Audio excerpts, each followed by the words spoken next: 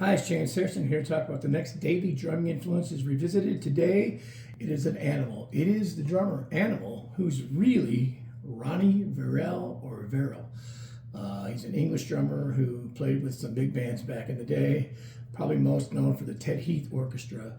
But when the Muppets debuted the Muppet Band Animal, I thought it was the coolest character ever, and I thought it was really cool. And adopted that nickname for a while back in the day. I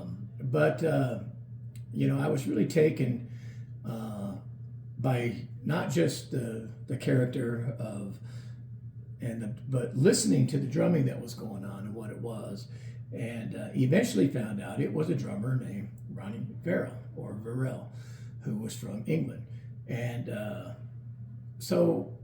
probably by now one of the most famous things is the drum battle, if you want to call it that, between Buddy Rich and Animal when Buddy Rich was on the Muppet Show, and that was Ronnie playing the drums.